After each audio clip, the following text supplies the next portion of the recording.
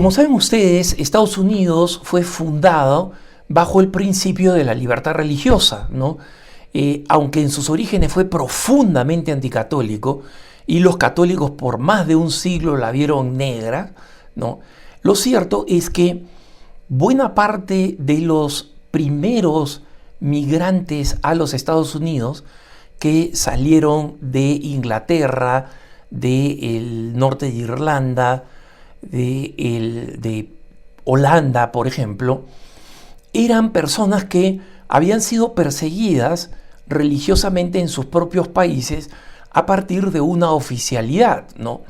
Entonces firmaron un acuerdo de respeto y de libertad religiosa y de separación iglesia-estado.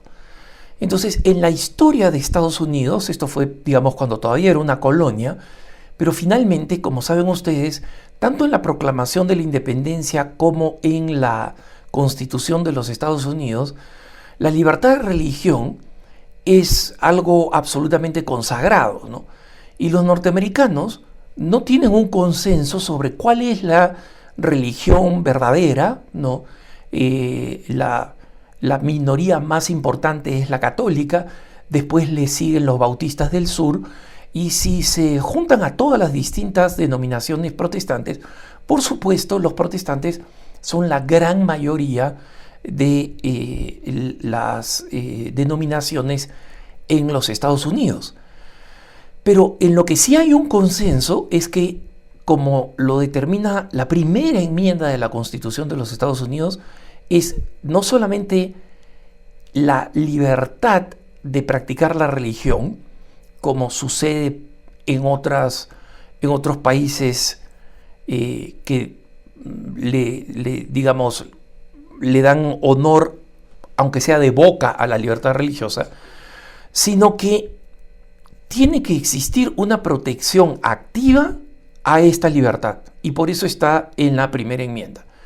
Y la libertad de practicar la propia religión, sea la que sea, es no solamente una convicción importante en la Constitución de los Estados Unidos, sino que históricamente ha sido parte de la política internacional de los Estados Unidos.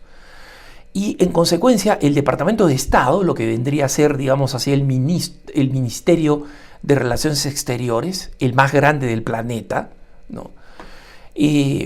Tiene este consenso. Y si ustedes ven, Estados Unidos defendió a la minoría musulmana en China, defendió a la minoría hindú en Sri Lanka, defiende a los cristianos en los países de mayoría árabe, y esto es parte de su política. Eso quiere decir que hay un departamento al interior del Departamento de Estado que se preocupa de este evento, tiene diplomáticos y funcionarios que recomiendan a las distintas embajadas norteamericanas cómo actuar allí donde hay violación de derechos humanos, y utiliza la fuerza del poder de Estados Unidos para que se respete la libertad de religión.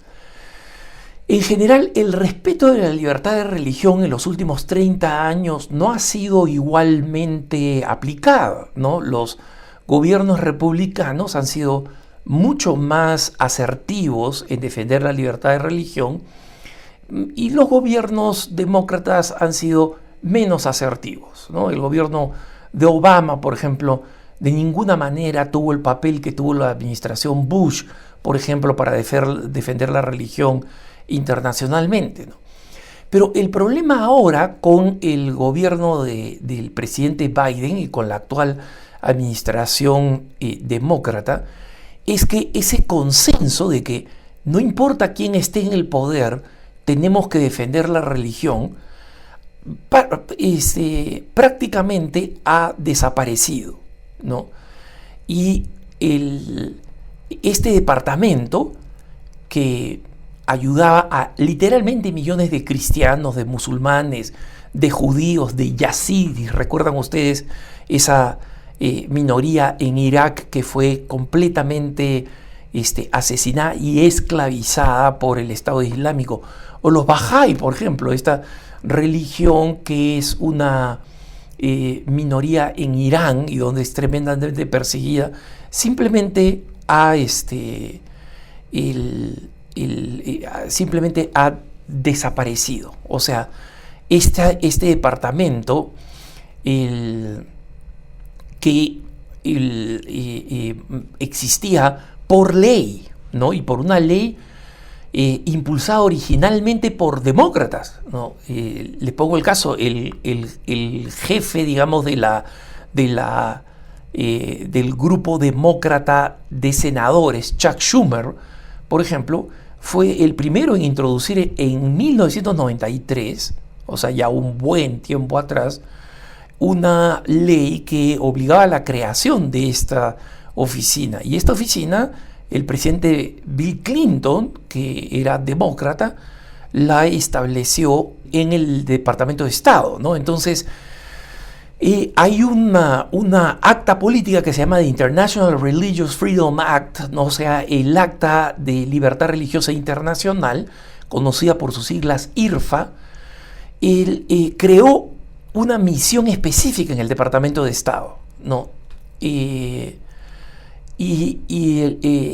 esto recibió, digamos, el mayor impulso cuando en la administración Trump, el entonces secretario de Estado Mike Pompeo le dio una fuerza enorme, ¿no? Pero lamentablemente el nuevo secretario de Estado, bueno, ya no nuevo, ¿no? Pero a los 2 meses de haber entrado el secretario de Estado Anthony Blinken de la nueva administración o de la administración Biden, declaró que la defensa de los derechos religiosos ya no iba a ser una prioridad y que de facto no iba a haber ninguna prioridad, eso es lo que dijo Blinken, ¿no? No iba a haber ninguna prioridad específica en la defensa de los en la defensa de los derechos humanos, que todos los derechos humanos se iban a tomar por igual. Entonces, esta decisión es un poco problemática y les explico por qué. Porque,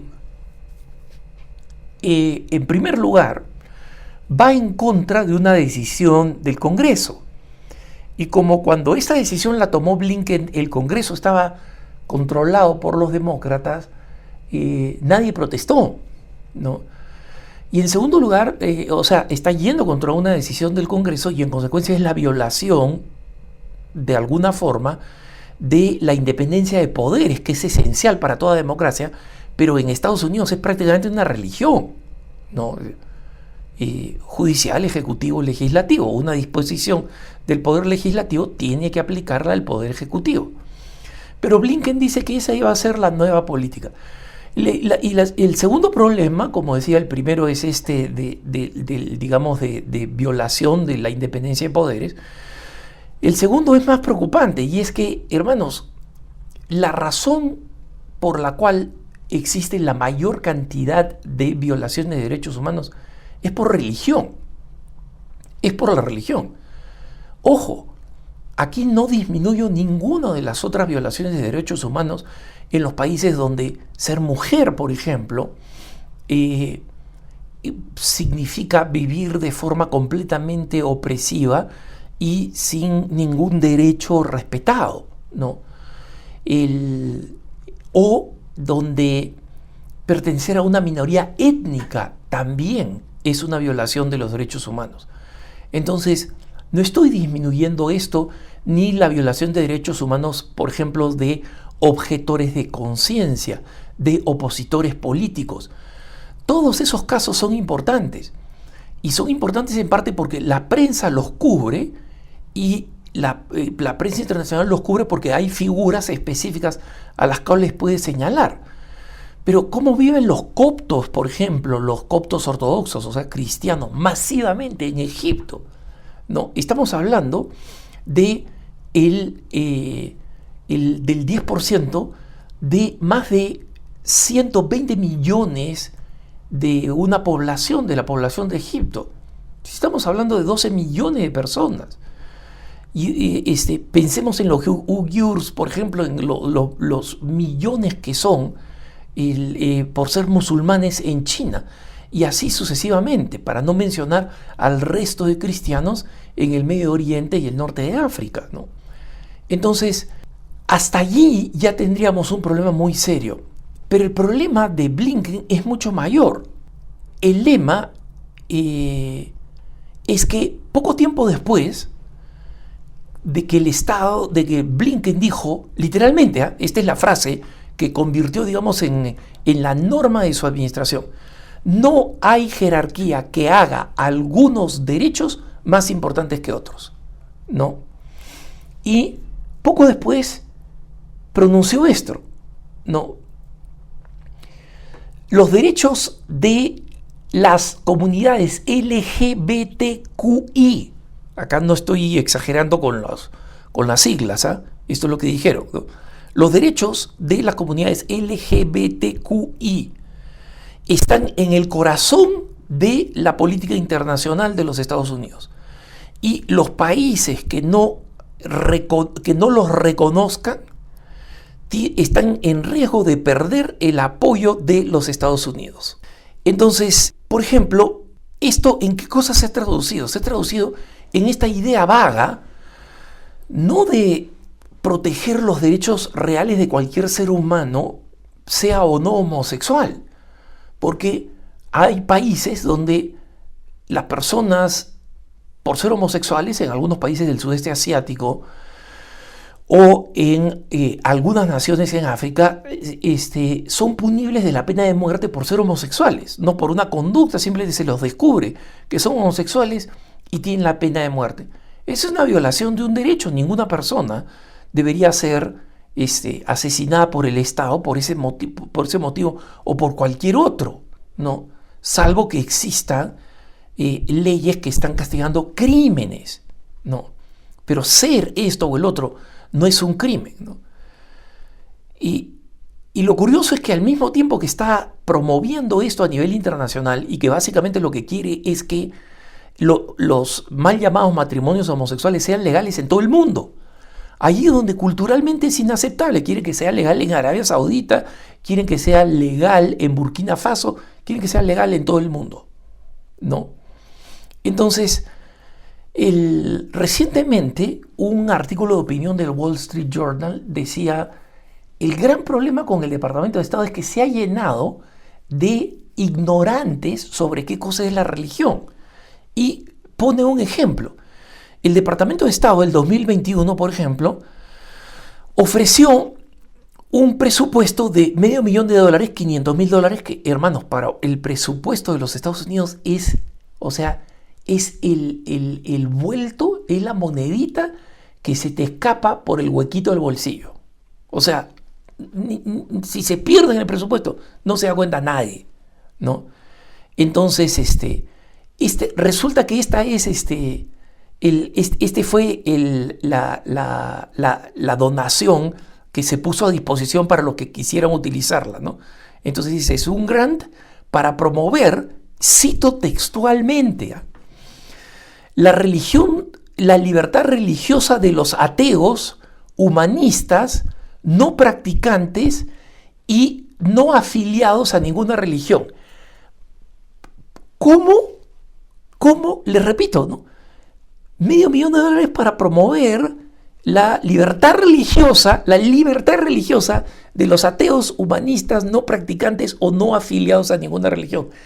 Eso no es libertad religiosa, pues, retrasados mentales, ¿no? Entonces ellos dicen, estas personas tienen exactamente los mismos derechos fundamentales que los creyentes. Totalmente de acuerdo, ¿no? Pero que oficialmente el Departamento de Estado reconozca que esas creencias constituyen una religión, simplemente se tira por abajo el mismo concepto de libertad religiosa, ¿no? O sea, simplemente no saben qué cosa es. Ese es el gran problema. Simplemente no saben qué cosa es, ¿no? Y esto es preocupante porque la verdad es que al mismo tiempo que promueven esto, están dejando a líderes religiosos completamente abandonados y sin ejercer ninguna presión, lo que significa una auténtica catástrofe para la libertad religiosa alrededor del mundo. Porque la Unión Europea hace tiempo que renunció a defender la libertad religiosa alrededor del mundo, ¿no? Y si los Estados Unidos, fundados en el principio de libertad religiosa, salen de esta actividad, el panorama para los cristianos perseguidos, pero para cualquier religión, es catastrófica. Que tengas un buen día.